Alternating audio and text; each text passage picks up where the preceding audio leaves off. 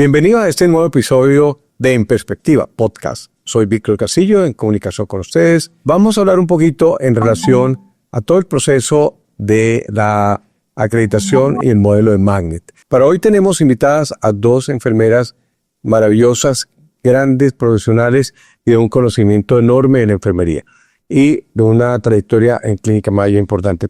En Perspectiva, el podcast donde grandes voces comparten sus logros y su visión sobre los temas que mueven a nuestra sociedad. Cada episodio abre la puerta a nuevas historias que inspiran y nos invitan a ver el mundo de otra manera. Quédate para conocerlas. Tenemos a Bursiek, quien es la Senior Advisor de la Clínica Mayo Internacional y que lidera el proyecto de la acreditación de Magnet en la Clínica de Mayo desde hace ya 6 acreditaciones. Pero también tenemos aquí como invitada especial a Maggie Skwierczynski, que es la directora del programa de Magnet de todo el sistema de Mayo Clinic. Así que vamos a hablar con dos expertas en el tema y vamos a tener una conversación muy fluida en relación a la enfermería, a la importancia y a todo lo que tiene que ver con la acreditación Magnet. Así que bienvenidas a Capital Internacional. Para nosotros es un honor tenerlas aquí estos 3 días y realmente me siento muy agradecido, muy contento de tener aquí. Welcome to HIC and it's my pleasure to have you here.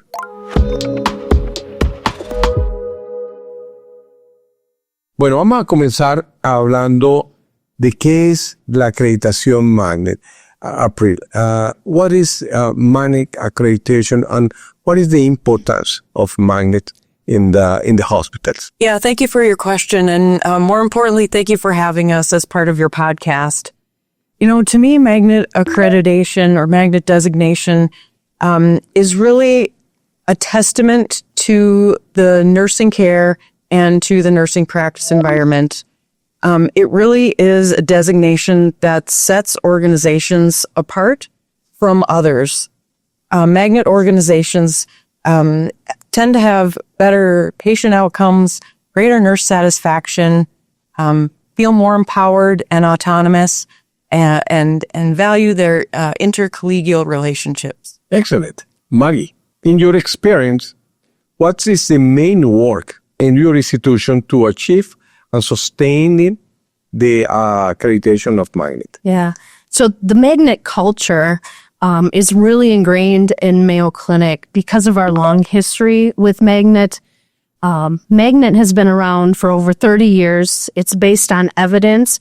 And Mayo Clinic in Rochester was part of that original research to build on those components.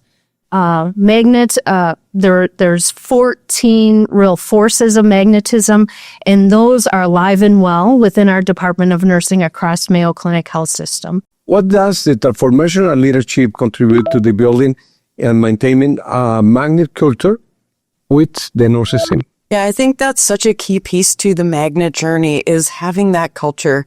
You know, individuals such as yourself, it's evident that you are fully supportive of the organization moving forward with Magnet designation. And, you know, from your chief nursing officer down to all of the leaders and staff that we have encountered, you can just feel the desire to transform the culture and the empowerment of the nurses within your teams. I believe that the transformation of the leadership in nurses teams is very important to the transformation to the hospital, because the nurses are 24 hours behind, in close the bed of the patient, with the patient. Then what do you think about that? Yeah, absolutely. You know, nurses are really the heart of an organization, in my opinion. In my opinion, too. Oh, good. We agree. That's true. That's correct. Yeah, we really are the ones who keep things running 24/7. We're there at the bedside. And Magnet is about supporting those bedside nurses and continuing to develop them. It really is a testament to your leadership supporting those nurses and them feeling valued. You know, Magnet is called magnet because it's like a magnet on your refrigerator. It attracts nurses and it keeps nurses. And that's what it's about, is having that nurse satisfaction in their job, in their profession, in the work that they do, and having leaders that really support them. In this model, the professional autonomy and the clinical decision-making are essential. How are these aspects promoted and strengthened in the daily practices? Yeah, I think that's one really big component of the magnet model, is that component we call structural empowerment. Having a shared decision-making infrastructure is key for magnet. We want nurses to feel like they are empowered to make decisions about their practice and to engage and lead in the way that they work. So moving from a culture of top-down hierarchical to a more collaborative culture, I think, promotes that sense of autonomy. So if a nurse goes to a committee meeting and talks about, something, we want them to feel empowered and autonomous to be able to make some of those decisions within the scope of their practice. Great. What evidence exists regarding to the impact of the magnet model on patient safety and quality of care? Yeah. So part of magnet is there's a whole aspect. We talked about it today with the nursing staff about there's really 5 big pieces of data that you have to outperform national benchmarks. So the nurse sensitive quality indicators, your patient experience scores, your nurse satisfaction scores, those are all key to the magnet process, and it's a requirement of the magnet process to outperform national benchmarks in that case. Also, kind of like I said earlier, magnet's been around for 30 years. It's based on research of what keeps nurses at an organization. Since that time, there continues to be research that supports the evidence that magnet organizations have nurses that are happier, that have better patient outcomes, that have the leaders, the transformational leadership that's needed. So there's so many benefits to the magnet program itself and that framework of nursing excellence. How is the nursing voice represented in continuous improvement process and institutional decision making? It really starts with the chief nursing officer being part of that executive decision making team, and then cascading down to have, the nursing voice and nursing representation within the governance structure. So, for example, at Mayo Clinic, we have nurses represented on various committees, whether it's medication management, pharmacy, infection control, things that aren't just nursing, but that nursing definitely contributes to or has an influence on.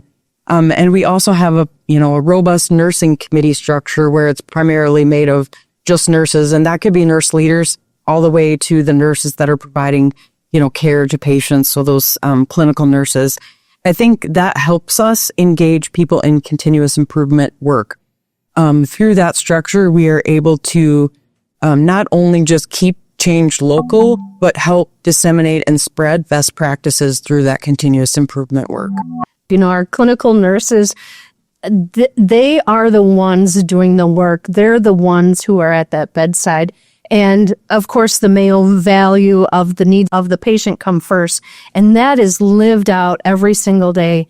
And it's the clinical nurse that's providing the care for that patient and really taking care of that patient. So I see my job as a leader to how do I support that clinical nurse? Because it's that clinical nurse who's taking the best care of that patient.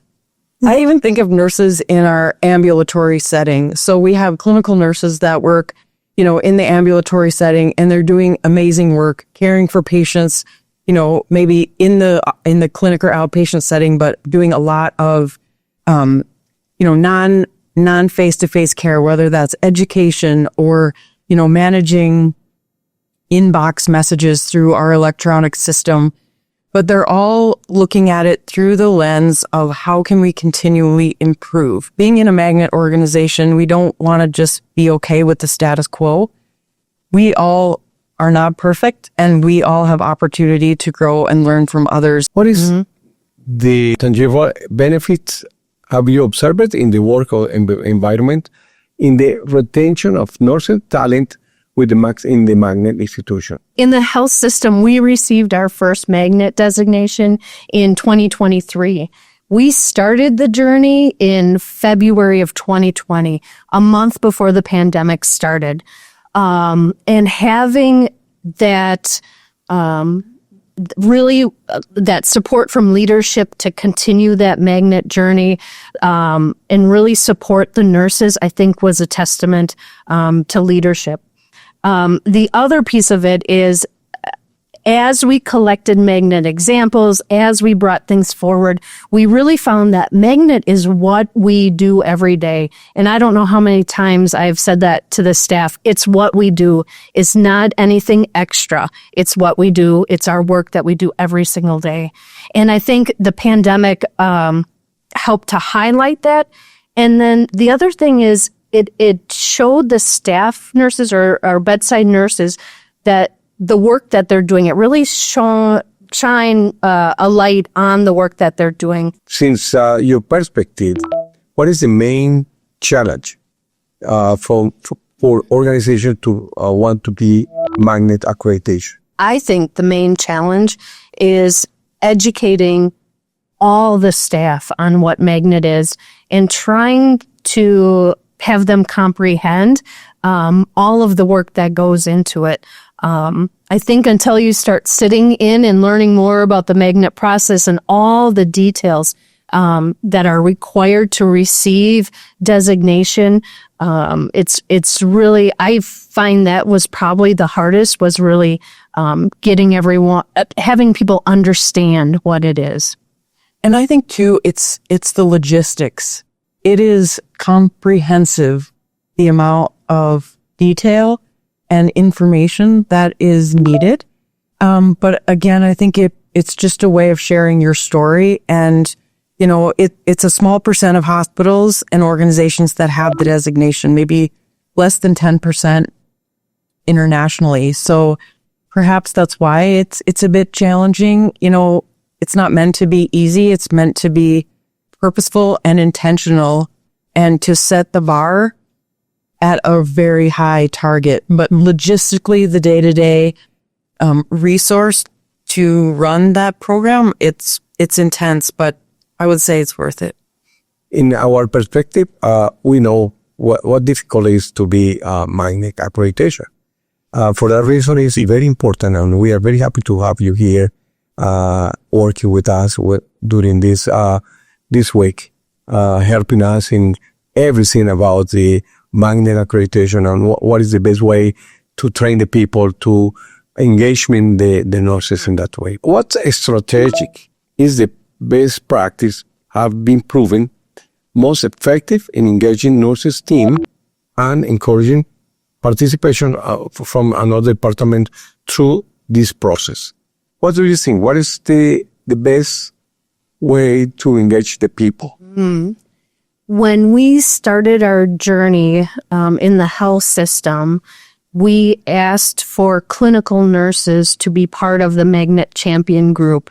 And to me, having the right clinical nurse part of that champion group really helped to foster that Magnet culture really at the unit level. And you gave a great example earlier this week, Maggie, where you said something to the effect of finding people's passions. So if a nurse has a passion for research, you know, how do we align them perhaps, and they want to be involved with some of the research components of Magnet?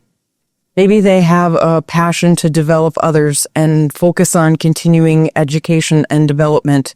Finding each other, finding the passion, I think, in those individuals and where they can best help support the Magnet journey is key to engaging them. Because if you don't love a certain aspect of that and you're sort of like pushed in that direction, you're less likely to be engaged. Since the agreement between Mayo Clinic to HIC to be part of Mayo Clinic Care Network What do you think is the main role of your office in the Magnet International assessment? What do you think that is important to help to HIC nurses team to be Magnet accredited? Working in the international space, we have the privilege and opportunity to visit in person or virtually organizations across the world. And I think collaborations, Care Network members such as yourself, we have this opportunity to have a long-term relationship, whether it's through information sharing or visits like this, and using the resources that are out there. I think this visit speaks to, how we can have this collaborative relationship with each other in the sharing of information. Maybe it's us sharing our best practices that we've learned throughout Magnet designation and helping your teams and your nurses just learn from our experience, what worked well, what didn't work so well, and perhaps how we've navigated some of the changes in Magnet over time. I think it's two-way learning, though. We don't always just come in and teach. We come in with an open mind because there's always things that we can learn from as well. It was one of the most wonderful things that I see in our agreement with Mayo Clinic.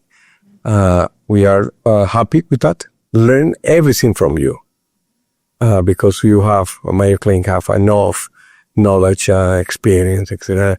And for us, it's the best opportunity to improve. When the accreditation is achieved, how can institutions sustain their accomplishment and keep the Magnet culture alive? So how to keep the culture alive, the fire alive. That's a great analogy. Yeah. You keep putting tinder on it.